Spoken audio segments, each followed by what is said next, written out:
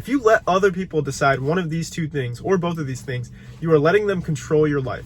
If you let them decide your career or the person you end up in a relationship with, because that's who you spend the most time with, right? It's the person you end up in a relationship with. They've done studies with this. Throughout your whole life, the person you will spend the most time with is the person you marry, which makes sense, right? Other than spending time alone. But the time you spend alone, most of what you'll be doing is working, right? You'll be doing something to make money. So it's like most of your time, like the vast majority of it, is dependent on those two things, your career and who you end up with. So if you let someone else decide that for you, they are controlling your life. Think about that. Then it's not really your life. It's really their life, their idea of what your life should be. So, and I used to be like this. I used to let other people's opinions control both of those things. Like, what I wanted to do with my career was dependent on like what my parents thought, what society thought. It wasn't really what I wanted, right? And then also like who I would end up in a relationship to.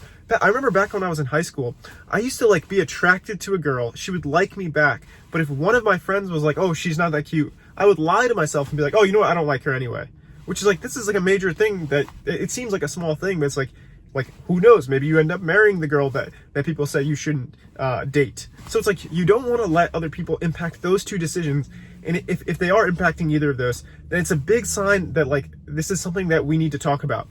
So how do you overcome this? How do you overcome people's opinions controlling the major areas of your life? Well, what you got to do is, you have to define who you want to be. And this is the single thing that has helped me the most in terms of overcoming social anxiety. Like I told you, I used to be very socially anxious. I let people control those two things.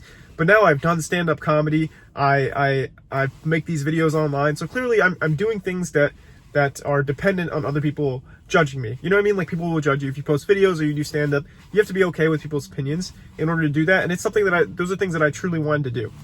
So how did I learn how to do that? Well, the main thing is, like I said, changing my identity. Because I realized that if I really defined who I wanted to be and I followed it, slowly but surely, I'll start to become more like that person that I want to be. And you have to realize like that's kind of your destiny. Kind of your destiny is if you were to follow what's meaningful to you completely, like 100%. When people say like destiny, it's usually not in a practical way. But let's just say that you pursued the things that are meaningful to you. You actually did what you felt was right consistently. You can think of that as your destiny. So now it's practical, right? It depends on your decisions. It's not just dependent on like something that's randomly out there in the world that's very spiritual. It's like, no, it's a practical thing. If you just keep following the decisions that you truly want to make in your life, that you know could be beneficial to you and the people around you, then that you could think of that as your destiny.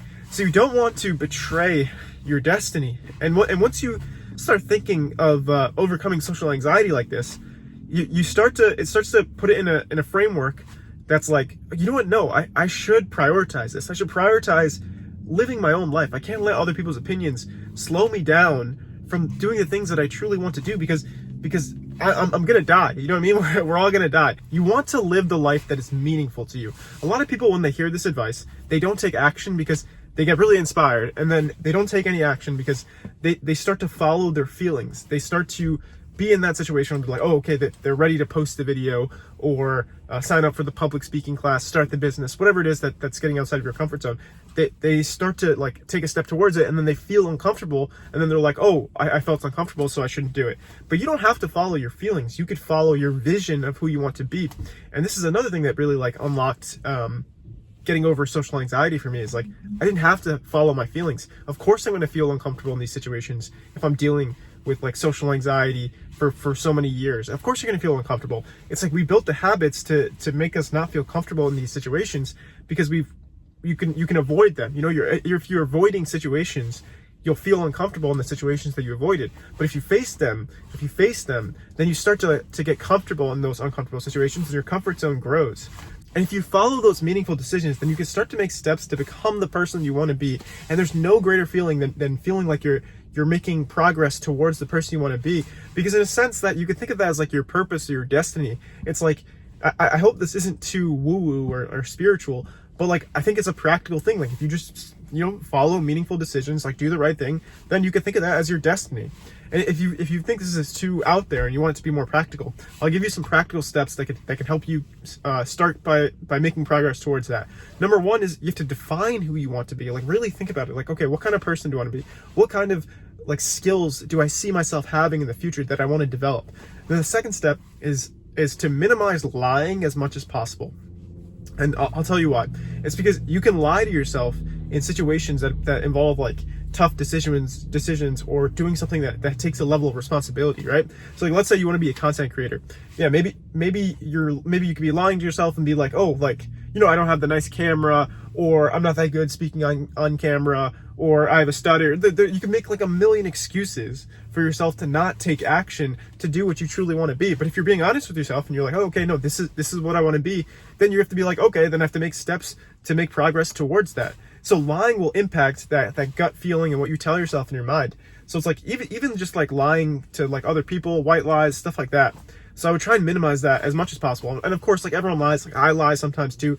But if you do lie, just be like, okay, that was wrong. I shouldn't have done that. So that's step 1 and 2, right? Define who you want to be. Try to stop lying as much as possible. And then step 3 would be to figure out what is the next step in terms of stepping outside of your comfort zone. So for some people, that's posting the video on YouTube. For some people, it's taking a public speaking class. For some people, it's just starting a conversation with a coworker. Like I coach people in terms of like getting outside of their comfort zone, overcoming overthinking, these kind of things, right?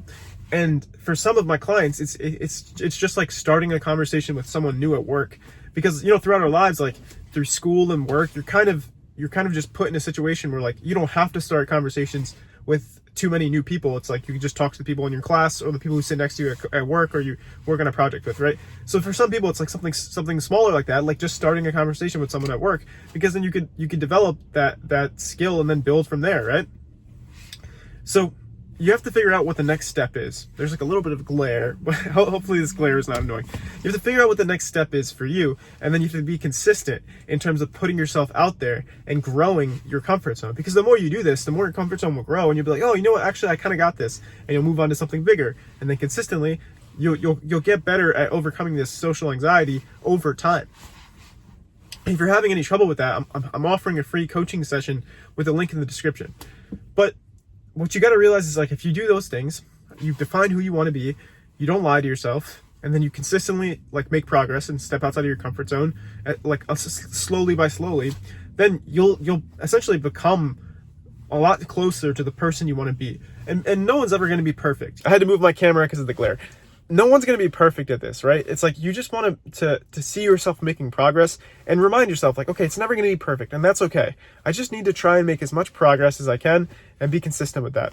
And I know the title of this video is that this is the easiest way to overcome social anxiety, but the real answer is like it's not going to be easy itself. It's just, this is the easiest way that I've found, and the number one thing that's helped me is putting myself outside of my comfort zone and determining who I want to be and changing that identity. So it's like, if you do those things, I think, even though it won't be easy, I think it will be worth it. Life's not easy, but it's worth it. Take care.